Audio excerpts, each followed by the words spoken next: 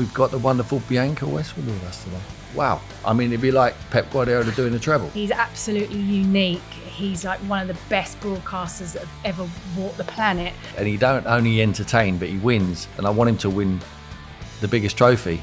And the first time I interviewed Roy Keane, completely messed up my first question and he laughed in my face. I hugged him at the end of the interview. How did that go down? Everybody froze and sort of went, what is she doing? Welcome to another episode of No Tippy Tappy Football, brought to you by William Hill. And we are back again, and thank goodness Tim has come back. How are you? Couldn't wait to get back, yeah. Had a really good week. Watched a load of fantastic games of football.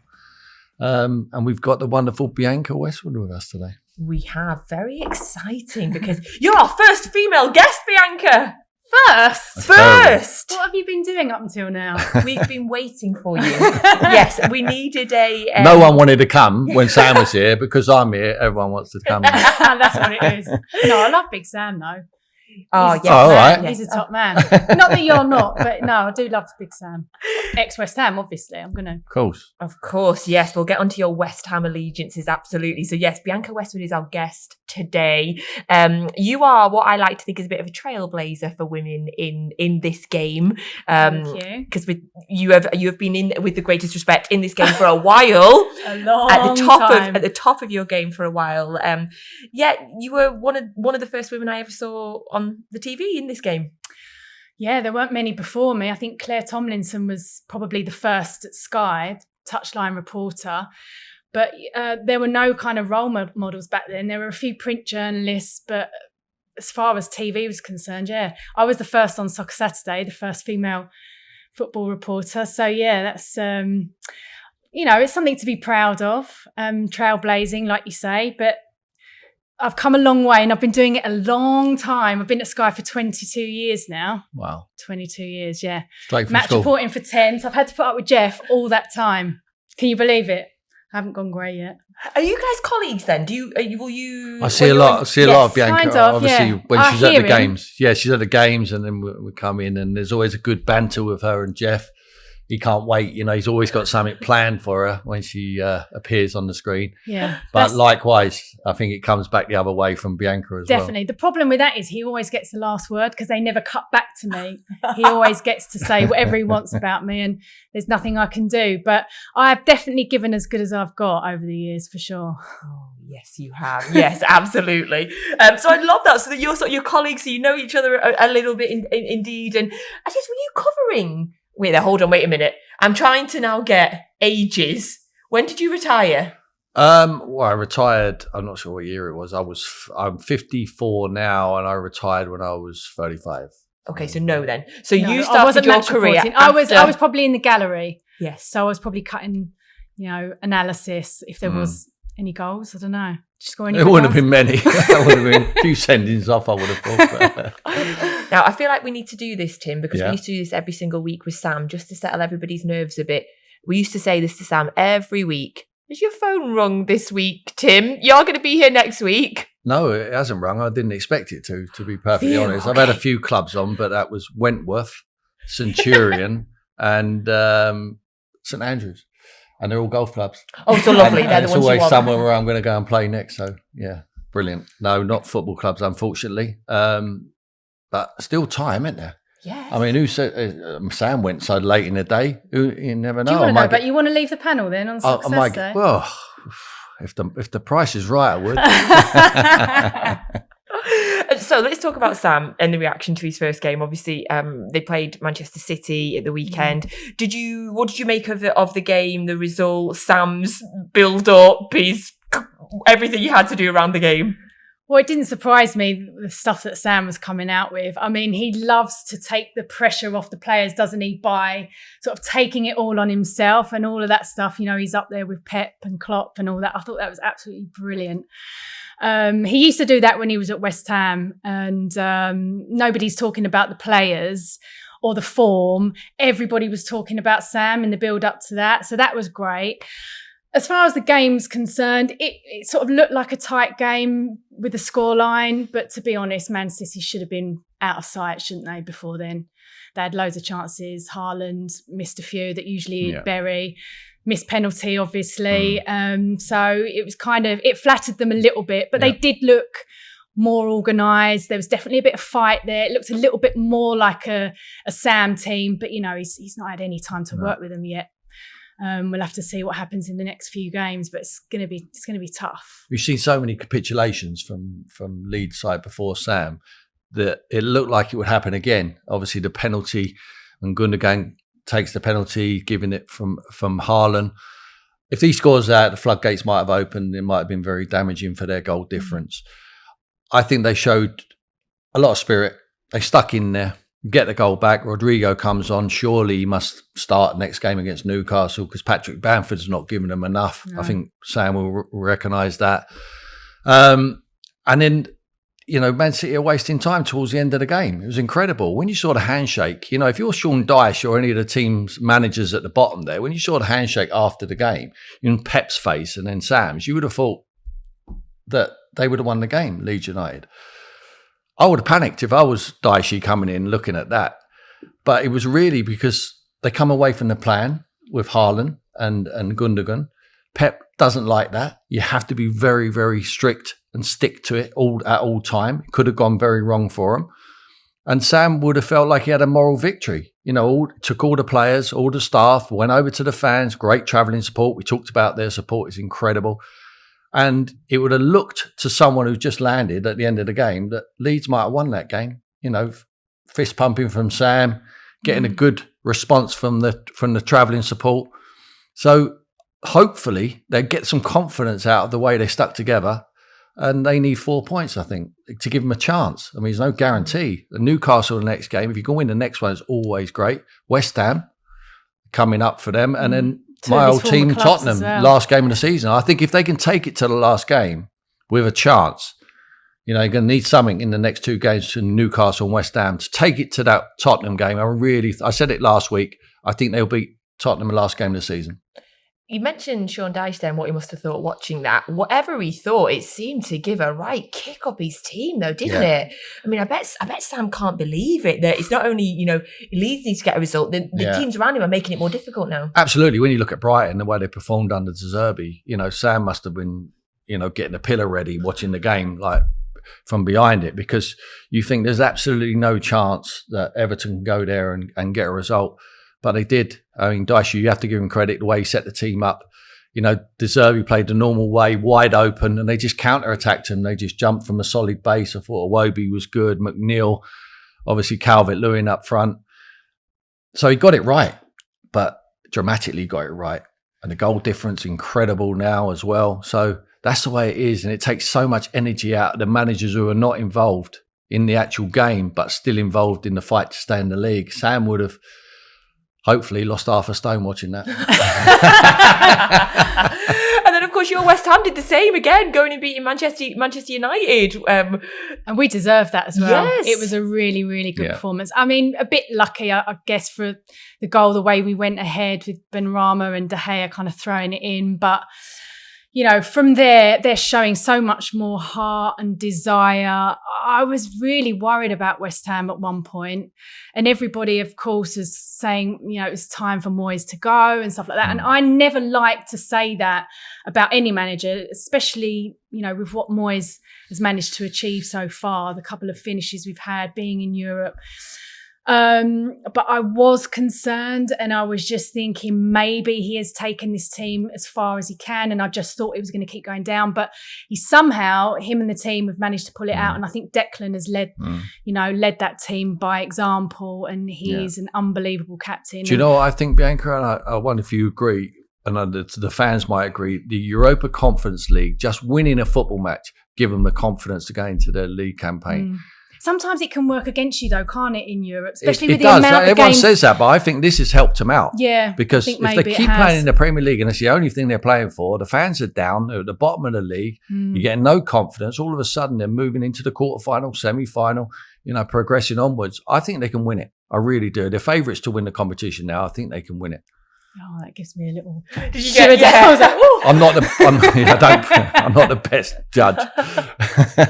Yeah. Oh, we've got a great chance. Of course we have. The way we performed, even last season as well, we were brilliant. And at the London Stadium, everyone's always said it's not the same as Upton Park. And of course it is completely different. But if you're there on a European night, especially, it was absolutely incredible, the atmosphere last season. Some of the best times I've ever had as a West Ham fan. So, you know, if we can do that again Thursday night, it'd be absolutely brilliant. Yeah.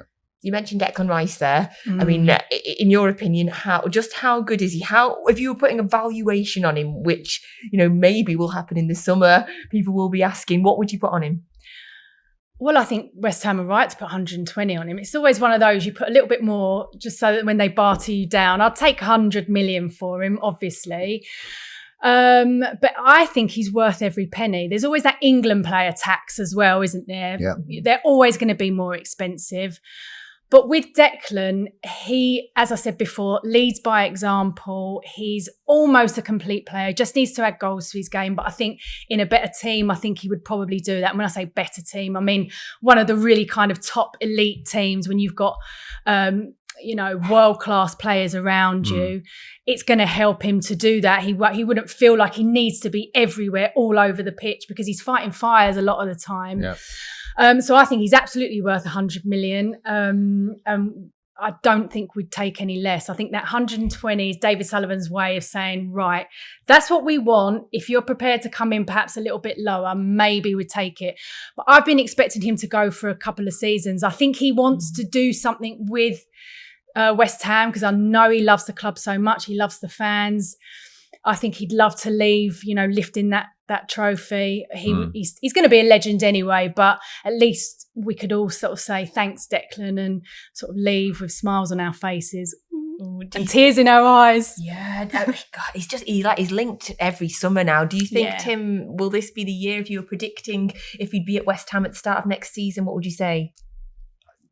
I'll be surprised if he's still there. Even if we win the conference, I think it's time. I think it's time to do the right thing by the player. You could say possibly the same thing with Harry Kane, being a great servant to their football clubs. And it's right to just let them move on and progress their careers. You know, they're still at their peak. And for me, Declan can play in some of the best teams in the world as a number 6, Casemiro role, Rodri role. I think behind them two players, I think he's next in line. I think he's ahead of Thomas Partey, who plays for Arsenal, heavily linked with Arsenal.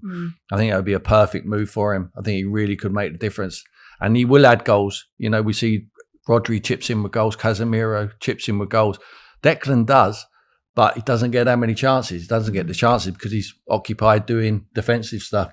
Once the game's won, like Casemiro has a little foray forward, doesn't he? And Rodri, you see, you know, they take the shackles off at the end when the game's won. I think Declan will have that luxury if he went to a club or challenge him for titles. Listen, West Ham's been great for Declan Rice. Don't forget, this boy was released from Chelsea, so they give him a leg up. And they've developed him, and he's done brilliantly. But I think he's paid him back now. Definitely. And I don't think anyone, and I know the West Ham fans, I won't begrudge him a move. You know, I think that the boy has wore his heart on his sleeve every time he's pulled the shirt on, and he's played. He's almost like he's come from the stands down to the pitch, and it's exactly how them guys would perform and give everything. He leaves nothing on the pitch, and I think now is possibly the time if he wants to leave. I think if he mentions it to the hierarchy there, I think they would do the right thing by him, but it would cost a lot of money because that's what he's worth. Well, he's already said he wants Champions League football, and that's obviously not going to happen with West Ham this season. And I think he does deserve it. Like you say, he gives everything. You saw him with that fan at the end of the match. It was unbelievable. And that's not something for the cameras. That's actually how he is. He's got a great character. He's a great guy. He deserves to go to the next level. And you mentioned Harry Kane. He probably looks at Harry Kane and thinks, I don't want that to be me when I'm, you know, late 20s and not having won anything. No dig intended, Spurs fans, sorry. But it's true. You know, when you are that good a player, you should be winning silverware, and I think he deserves to. So, do you think that would be the most likely destination for? I've heard whispers that Arteta would really like him there, and I think, like Tim says, I think he would slot in perfectly. He's already, a well-rounded player. Looks like Granit Xhaka's going to move on. He's coming towards the end now of his contract. He's 30 years of age. I think they need to replace, and I think Declan's a perfect person to slot into that role and improve it. Yeah, one of my brothers is a gooner as well, so that's going to be a nightmare. Oh, wow. Yeah. So your family was split on...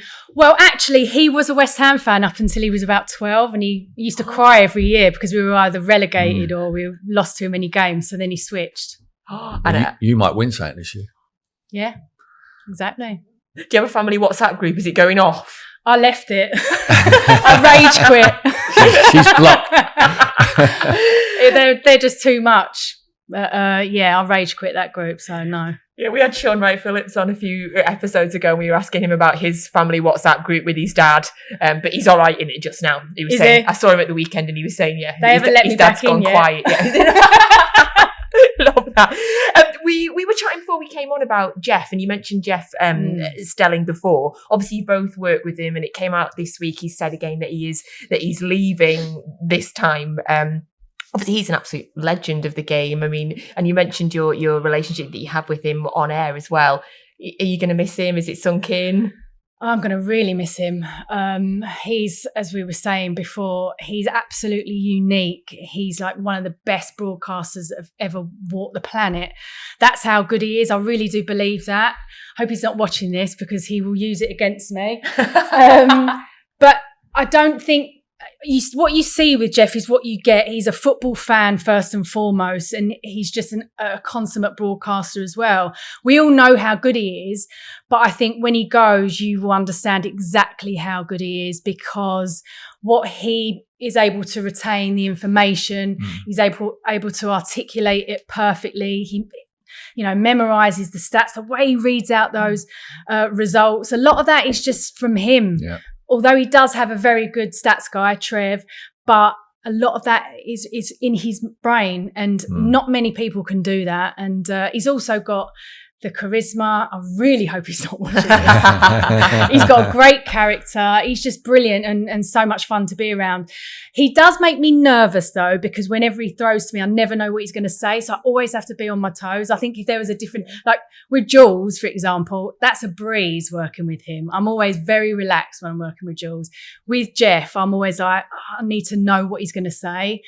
And you have to be very quick because he's so sharp. Yeah. But I've got him back a few times. Yes. Have you got, are you hearing names, or is there somebody you'd like to replace him? Tim, who would you like to be sat there with on a Saturday? It's going to be a tough one to follow, isn't it? It's like Fergie when he left Man United, who wants to go in after him? We saw everyone's tried and not been able to do it. Julian Warren is excellent. I've worked with him as well on the midweeks. He's, you would say, possibly an automatic choice, but it depends how the show wants to go. If they want to change the format of it, be interesting to see. But as Bianca quite rightly says, he is the governor. He's the top of the pile, and I don't think there's any question about that. Yeah, he's up there with like Des Lynam, Dickie Davis, those types of huge, longevity, and it has been there, and his knowledge of the English pyramid system, he can right down to the League One and non-league even, because he's going to have to take a big interest in non-league now because Hartlepool actually moved out the division, so he won't be happy with that. But yeah, it's continuous knowledge, where the players have been previous to dropping down the leagues and how many goals they've scored, everything you need to know, and the finances about the clubs, what they're in, you know it. He does his homework. Memory at that age. Yeah, he does his homework, doesn't he? How old is he? He's got to be pushing 70. If he does watch this now, you've got that in there. Well, he looks well. Yeah, it's absolutely massive shoes to fill, whoever it is, and having that knowledge of all the leagues as well, which obviously you'll have as well, because you travel to so many different grounds, and sometimes you're in League Two, sometimes you're in the Championship. Have you got a preferred kind of league where you like to be? I think Championship is easier because you get replays for a start, so you don't have to kind of focus for every single second, because you know what it's like. You go to write something down, you look up and something's happened, you haven't seen it. That's happened a couple of times over the years. So I love the Championship. I love the whole EFL, but I think with the Championship you do get those games where you never know what's going to happen. Anyone can beat anyone. It's just so tight at the top and at the bottom a lot of the time. And the old school grounds, of course, the fans, you're kind of really in the mix a lot of the time. It's not got that. I do love the Premier League as well, but it is kind of very sanitised, a lot of the games that you go to, whereas you still a little bit spit and sawdust with the Championship, and that's what I love about it. Yeah, I've done a few League Two games recently for BBC Local Radio, and I love going to those grounds. It's so and they're so nice to you as well. They're so nice to you. Oh my goodness, aren't they? They're so nice they're to you. pleased to see you and everything. Yeah. And you get in dead easy. There's no queuing to get in, and you get I've been loving it. In terms of the Championship, we kind of referenced it quickly there. I mean, what an incredible last day of the season. I mean, the Championship always seems to deliver on the last day of the season. If you're looking ahead to the playoffs, obviously Millwall not in the playoffs, Luton Borough, Coventry and Sunderland. Who are you fancying? I'd love to see Middlesbrough come up. I think Michael Carrick's done an amazing job there with Jonathan Woodgate. I think... Are they the biggest club? I'd say them or Sunderland, possibly. I would like to see either of those two giants come to the Premier League. Luton have done an incredible job, like ridiculously good, and they're capable. You know, there's not a lot of games. On a one-off game, like Bianca says, anyone beats anyone in this division. So, look, the smart money says Middlesbrough. I think my head would say, with your money, Sunderland, because Tony Mowbray and the job he's done with that young squad of players, you know, there are a lot of players there for the future, you know, and he can build that football club. The fan base is immense. I'm leaving out Coventry and it's wrong to do that. Well. The way they started the season as well. Yeah. Mark Robbins never gets linked with any jobs. Well, I find it incredible how he's never linked. I mean, what a job he does. Perhaps he's happy with the job he's doing and wants to see it through. But what is seeing it through? Getting to the Premier League. Wow. I mean, it'd be like Pep Guardiola doing the treble. It's just amazing for the job he's done. All four managers who are in the playoffs have done a brilliant job. I have to admit that. But Mowbray, he knows the way, doesn't he? I mean, he finds a way. If I'm looking across at him in the dugout, I'm thinking, you know what you're doing. Yeah. You know, he's got good young, he's got experience, got a lot of legs. I think the Sunderland fans weren't overly enthused when he took the job, but I bet they are now. Yeah, he's such a nice guy as well, and he knows what it takes to get over the line. And I think my money's on Sunderland. Ooh. Really? I really would like it to be Luton or Coventry. I don't know. I kind of feel like they're more of the underdogs, you know, the kind of Luton being, you know, so well run and so small. And we've heard about the fact that they, you know, what are they going to do with their ground? Even, you know, they have to redevelop it if they get up. And the Coventry story, though, is just from where they were at the start of the season. It's just insane. But Championship. Against all the odds, I mean, with all the noise on the outside, he just focused them group of players and just said, this is what we got to do. We can't influence anything what happens off the field. Get your head down, play the right stuff. And he does play well as well. You know, he gets them on the front foot, score a lot of goals. He improves the individuals who are in the team. So even if they don't go to the Premier League, they will sell players for money. Gorkarez will go for sure. The only way you can keep him is to get into the Premier League. So that is revenue back to the football club when they need it. You know, as much as they've done so well this year, they're on a shoestring budget, them and Luton. So incredible job. But all four managers, like I say, but I just think it's out of them two North East clubs. Mm-hmm. And then the North East would love that. Oh, can you imagine another North East derby? It's funny, I was sat at a dinner next to Michael Carrick, and we were talking about, this is before he took the job, and we were talking about him going into management, and he was like, no, I'm just happy driving my tractor. And then the next thing I knew, he's taken the job, and look at the job that he's done. He's absolutely brilliant. Yeah. Phenomenal. He had a couple of games at Man United, didn't he? But was that his first proper drop? It's phenomenal. Phenomenal job that he's done. The Championship, I love the Championship, always seems to deliver. To the kind of other end of football, the Champions League, City, Real Madrid, on a knife edge as it stands. But I want to talk about Kevin De Bruyne. Yeah. Because, again, scored again in that Real Madrid game. Again, phenomenal. Where are you ranking him now, do you think, kind of in the all-time Premier League midfielder debate? If I'm kind of forcing you to look at sort of Scholes, Lampard, Gerrard, where are you putting him now? Right up there. Yeah. Right up there. I mean, his range of passing, his goal return, him turning up in big occasions, hence last night, when they need someone to do something. It was a quiet game for Kevin, but he just pops up. He's just outstanding. And let me tell you, his determination and his drive and his attitude towards the game. I did the Asia Trophy in China about 3 seasons ago, and they come on pre-season. He cut short. I think it was after the Euros or whatever the international competition was, and they give him an extended break. He didn't want the extended break. He said to Pep, "I want to get over to China. He arrived on the morning, a long flight from London, arrived in China in the morning and played against West Ham, another Premier League team over there, in the afternoon. So I interviewed him after the game. I said to him, "Would you not want a break?" He said, "I've cut my holiday short to play football, so I'm here." I said, "But you just got off the plane." So when Pep comes over, I said, "What about his attitude?" And he ran around and you wouldn't believe. He says, for me to tell these young players who are coming through, the Fodens and the Doyles and all the boys who are coming through at Man City, he said, all I have to do is just point at him and just say, that is an example. That is what you need. If you want to be a player at Man City and you want to be a top player, follow that boy's example. He's just a credit to the football club and to his profession. And he's probably one of the greatest midfield players.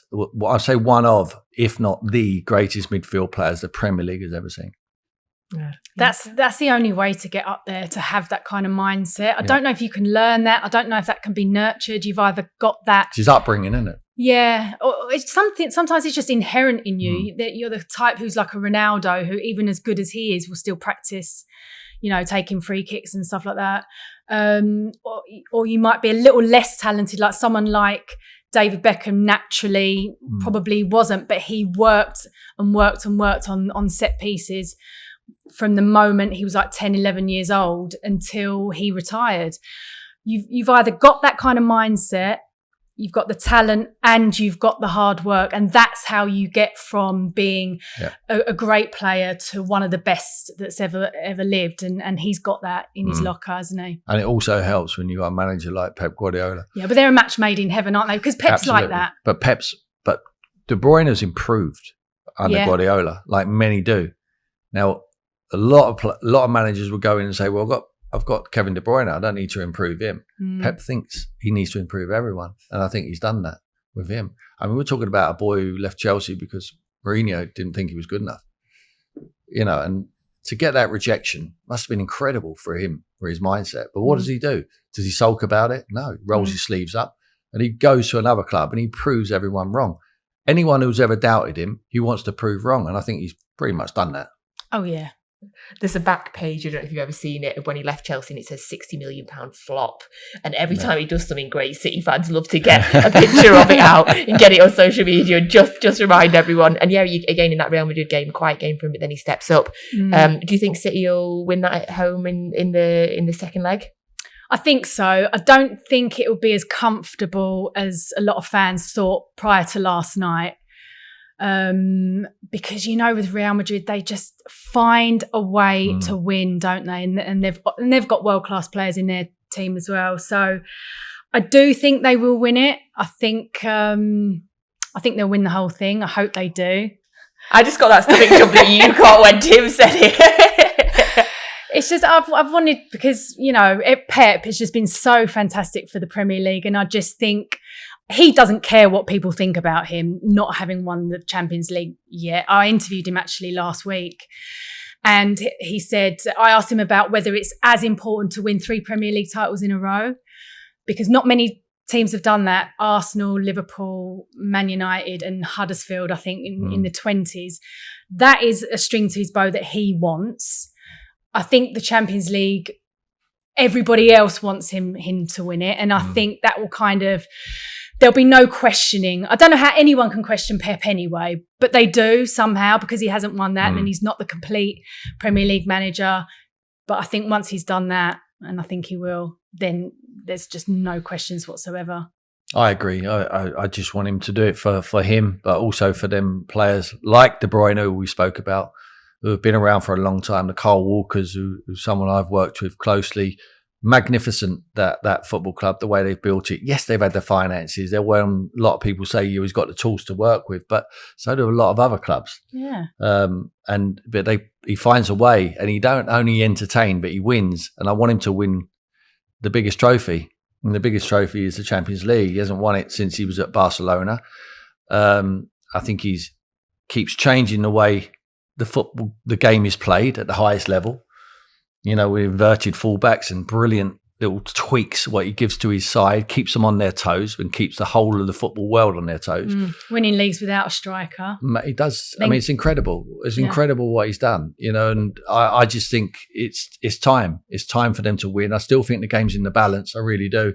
They're dangerous. They're a dangerous animal when it comes to the Champions League. We know how they prolific winners of it. A lot of experience still. Got good young players. Vinicius Junior scares me if I'm Pep.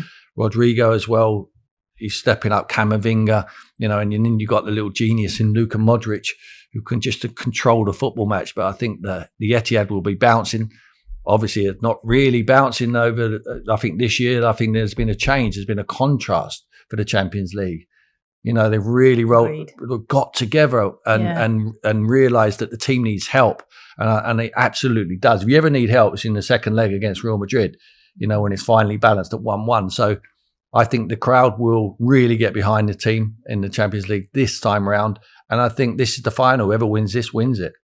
Got goosebumps there as you were talking, real goosebumps, because the Etihad really is like that now on European I think they've learned a lot as well, haven't they? I think he's educated them though, Pep, that we need your help. We need your help in these big occasions. Whatever you feel about the Champions League, put that to one side now. Let's pick up the trophy and see how much you enjoy it. So maybe 1 European trophy coming to England, maybe 2? Yeah. You fancying West Ham? Yeah. Definitely. Yeah, favourites to do it. Yeah, and they're safe pretty much. 37 points in the Premier League. It would take a miracle for them to get relegated now, so they can put their whole focus on winning this. And the final might be hard, but I think they're going to get to the final, aren't they? I just think it's a competition which is worth winning. You're in it, why not win it? And if they stay up in the Premier League and they win Europa Conference League, you have to say it's the best season they've had for a very long time. Oh, would you agree? Well, yeah, you'd have to. We haven't won a trophy since 1980. Yeah. So, of course, yeah. I won't Trevor Brooking. Diving header. Yeah. I'm too young to remember against that, my obviously. team. That's why I know I was there at the game. Oh, were you? 1-0 Arsenal. Yeah. I actually won't be able to go if we do get to the final. I booked a holiday. I know it's like, oh no, yeah, but I just didn't expect us to get this far. Never do. Have you not been away with them this time around? No, I did last season. This season it just hasn't worked out. I haven't been able to go. I've either been working or. That's some great trips, isn't it? It's like a stag do, isn't it? Yeah, it's so expensive. Prague. Trying to Magaluf. A lot of my friends, they book the flights well in advance, even before we've qualified, because it's so expensive. As soon as you qualify, the flights shoot up. So my friends do that. Not used to it, am I? There's a lot of Istanbul flights being booked that might, we'll see if they end up getting cancelled. There's a lot of Paris flights booked last year that definitely got cancelled. Did you see randomly these Marco Silva rumours? I did, yeah. I don't know if I'm missing something. Why is he being linked with West Ham and Leeds and when he's still at Fulham? What do you make of that? I don't know. I just think it's one of those, they just pluck a name out of the air, don't they? Every once in a while, and then everybody talks about it for a little bit.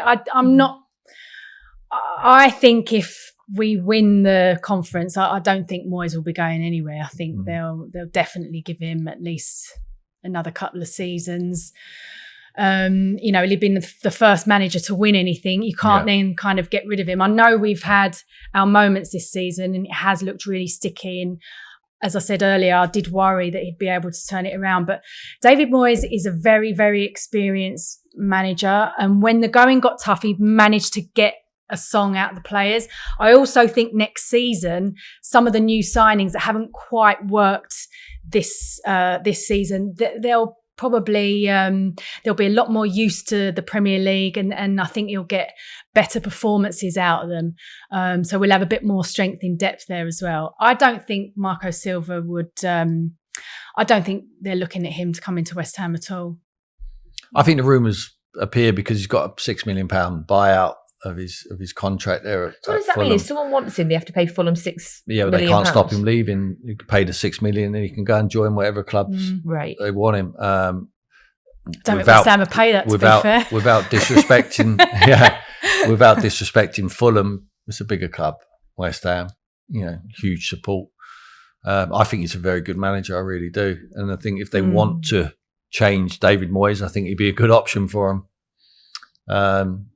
Good brand of football, progressive, what the West Ham fans want to see. Yeah. I disagree with Bianca. I think whether he wins it or not, David, I think there'll be a change there at West Ham. I think there'll be. I'm not sure they sack him, but I think there'll be a conversation. I think David will go and get another job. I think he'll definitely go elsewhere. He's overachieved with him in the last couple of seasons, so the expectancy is very, very high. It should be because it's West Ham. Like I say, their support is immense. But I just think the time might have come to the end for David. Just him and the football club to go to separate ways, and I really hope that he wins the European Conference League and give himself a good send off. He deserves it. He's worked tirelessly at the football club like he always does wherever he goes. He's so no stone unturned with David, and he'll go on and get another job somewhere else, or you go in the usual thing like Sam's just done. It'd be a rescue package for someone in the back end of the season where he just goes and keeps him in the league. I thought you were going to mean he's going to get a good market for that. So listen, it's a good job to have. Why want to go in there and give up your whole life? Why don't you just go and do 2 months for the same money? That's what Neil Warnock said. He said it's just work from February onwards. Ad hoc. He literally said that on this podcast as well. I asked him if he was going to get a job, and he said it's not February yet. So, yeah. We hope you're enjoying watching No Tippy Tappy Football, brought to you by William Hill. And don't forget, you need to subscribe to the Footy Accumulators YouTube channel so you never miss an episode. Right, Bianca, we always like to ask some quick fire questions, except they never are. So don't worry, they can be you can answer them as long as you want. Okay. We realised that at the start. But we've got some juicy ones for you today. Okay, go on. And feel free to say yourself on this one, by the way. Who is the best Soccer Saturday reporter? Oh, I'd have to say myself. It was Cammy, but now it's me. yes, I love that. And you'll agree. Of course. Yes. He has to. Not even a question. Yes. Who's been your most enjoyable ever interview? I was thinking about this because I was wondering what you were going to ask me, and it's so difficult because I've interviewed pretty much everyone there is to interview. Enjoyable, probably Steven Gerrard when he was in his pomp, and it was the first time I'd got like a really big sort of player to interview. I think it was like 10 years ago, something like that. So that was great, and he was obviously really great in the interview, such a top man. And I got to tell him as well that I hadn't forgiven him for scoring against West Ham in the FA Cup final. So yeah, that was good fun. Probably Stevie G. And when I guess in your job, you're interviewing people over and over. Are you building like a rapport with them? Are you like, does it get easier if you're interviewing people again? Yeah, because I think the first time you go in, if you're interviewing someone like Pep or Jurgen Klopp, someone like that, they can be a little bit prickly if you ask a silly question. But then when you've interviewed them a few times, they kind of know who you are. They know what to expect. Don't ask silly questions. Sometimes they'll think it's silly, and sometimes they'll give you an answer that didn't quite answer the question you wanted, so you have to ask them again. Pep's and they'll be like I said. You can tell, can't you? As soon as the question comes, Jose Mourinho would do that as well. He would answer the question he wanted you to ask him. Yeah. The answers that he wants to give. Okay. Like he would have his kind of I want to say this and this. These are the messages I want to get out there. So it didn't really matter what you asked him. He was going to say what he wanted to say. That's Sam though, isn't it? Sam just asked one question and then that was it. He turns it around to what he wants to say and talks about it for 10 minutes because he knows they're on a timer. He was the easiest. Although he was terrible when you were trying to edit it because you were trying to kind of like just 2 minutes, Can't cut it there. Can't cut it there. Can't cut it Our there. team are nodding away, by the way. Yes. He knows exactly what he's doing. He's a master of it. What I will say about Sam is the reason I respect him so much as well, not just because he was a West Ham manager and he did so well for us, but when I was first starting out as a reporter, female reporter, not too many women in the press room, he was probably one of the only managers who treated me as an equal, or not like a female reporter, but just a reporter. And when I would ask a question, he would treat me with respect. And a lot of managers back then didn't really. So, yeah, that's why I think Sam's top man. I can't imagine how hard it must have been for you 20 years ago breaking into that. Because I know, I've been working this game for about 10 years, and I remember what it was like 10 years ago. So I imagine you've seen a huge difference from 20 years ago to now in the way that you are treated in general. Oh, definitely. I mean, everybody kind of knows who I am now because I've been in the game for so long, but it was different. You weren't even allowed in the tunnel when I was starting out. You were kind of, shouldn't be seen. You would be bundled through training grounds because they didn't want players to, you to disrupt their concentration. And even fellow journos, the men in the room didn't really want you there, or didn't really take you seriously, or kind of, they weren't very friendly initially. So it was very, very difficult. But I mean, it's completely changed now. And so it should, Did you find that you felt like you had to do more, had to be better than your male counterparts? You had to have more knowledge, more research. Yeah, definitely. Because I could see when I first wanted to be a reporter, everybody else was doing what I wanted to do. Sort of like my peers, people who were taken on at the same time as me, and I just had to keep knocking on the door, asking. And you probably know Kondo, the exec producer. I probably got on his nerves. But eventually they kind of started letting me do those little pieces and features and interviewing, but you wouldn't hear my voice. They would just use the answers to my questions. So it was really disheartening for a while, and it took me probably twice as long as some of the male reporters that I work with. They were already doing it a long time before me, but it was worth it in the end. Sort of that determination I had. I just wasn't going to give up. That was it. Yeah. And opened so many doors for the people that have followed you as well, for the women that have followed you. So that was Steven Gerrard, your most enjoyable ever interview. Tim, one for you this time. Who's the best player you played with? Easy. Alan Shearer. I mean, he's the reason why I've got a Premier League winners medal. I mean, simple as that. I mean, look, we were obviously a lot of support act there, and we all worked hard, but you need an icing on the cake, and he certainly was that. I mean, the goals he scored in that season, seasons previous, were amazing. I mean, sometimes you would go clean through, you just turn around and get ready for the kickoff because you know where the ball's going to end up. Can't believe you're not saying Tony Gale. I forgot Tony. He still goes on about that. Yeah, he did well actually. Tony Gale did very well at the club. Calm head, good personality, fantastic calming influence in the dressing room. Played his part in a very nervous run in what we had. But no, Alan was just a phenomenon. It says it all that he's still the leading goal scorer in the Premier League, and only one man going to chase him down if he stays in the Premier League, and that's Harry Kane. Of course, he lost his single season record to Erling Haaland. Have you spoken to him since he's lost the record? Is he okay with it? No, he's probably still in mourning about that, because Alan will tell you that it's not about individual, it's about what you win as a team. But really, what you should say is it's all about me, and don't worry about the team. No, I'm joking. He's a good character. He's got his eye on the big one. And the big one is, was it 260 he's got, or whatever it is, the number. And he knows Harry's 51 or something behind him, so he's coming quick. So it won't take long, probably about a season at Man City.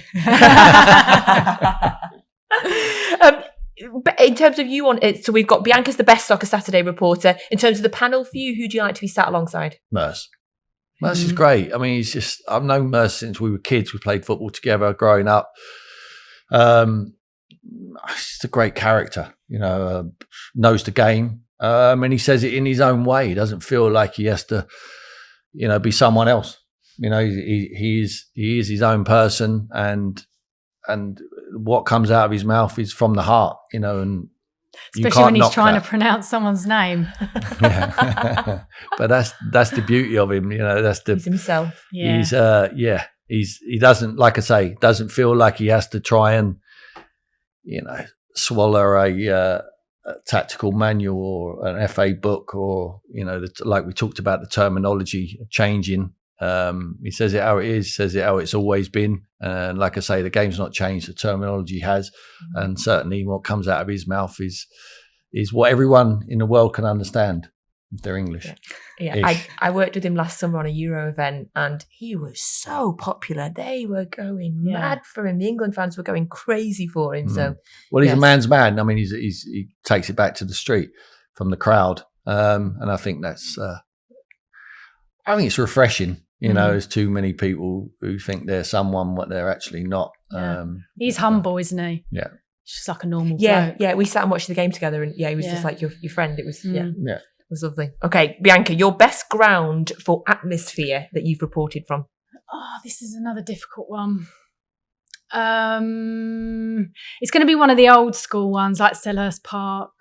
I like going to the Den as well, and I know I'm going to get stick for this off West Ham fans, but it is one of those, it's intense there when you go to Millwall, and it can be deafening at times, and it is, again, it's just like old school football, old school ground, old school type fans, that kind of, I like going to Fulham as well. Definitely the older, more decrepit, Kenilworth Road. People, always say to me, "Oh, what are you going to that dump for?" But it's not. It's brilliant. Might be saying that in the Premier League next year. Then West Ham fans might be saying next year if you stay up. We touched on it before, but a definite answer: who goes up in the Championship playoffs? Sunderland. Borough. Okay, we are definitely going for a North East derby. And finally, my last one for you: what's the most awkward interview you've ever done? This is going to have to be, there's two. It was when I first started doing post-match interviews, and they're always a bit awkward anyway, especially with the losing manager. I still sometimes feel really uncomfortable. But one of them was Gordon Strachan, because it was one-word answers every time. And I was so new and I was so worried about, interviewing this kind of legend. And one-word answers. He wasn't just like that with me. He was like it with everybody else in the room. So that was really difficult. And the first time I interviewed Roy Keane, he was Ipswich manager. And it's one of the first post-matches I ever did. And I was so petrified because obviously it's Roy Keane.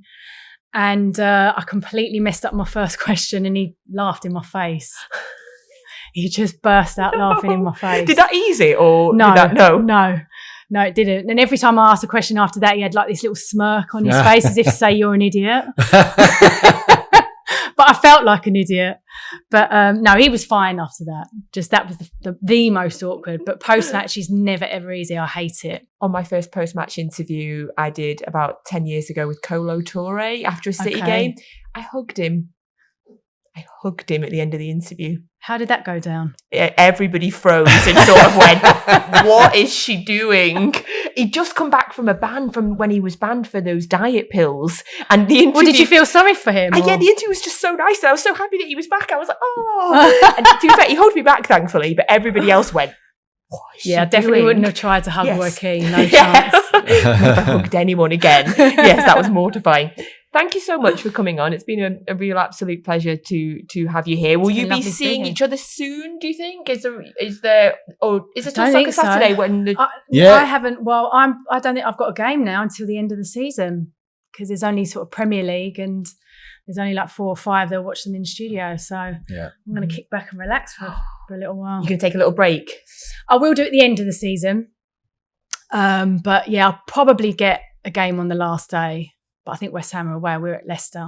That might be quite nice. Are you allowed to report on West Ham? Yeah, I do occasionally. Usually towards the end of the season. If there's something riding on it, they'll watch it in the studio. Yeah, of course. So, yeah. Thank you so much, Tim. Thank you for coming. I'm just so happy that we've got you contracted now till the end of the season, so you can't go anywhere now. Perfect. I don't want to. I'm happy here. Great, thank you. Unless the phone rings, of course. No, we've already been through that. We've been through that. Thank you so much. Thank you, Tim. Thank you to Bianca, and thank you all for joining us for another episode of No Tippy Tappy Football, brought to you by William Hill. We will be back next week.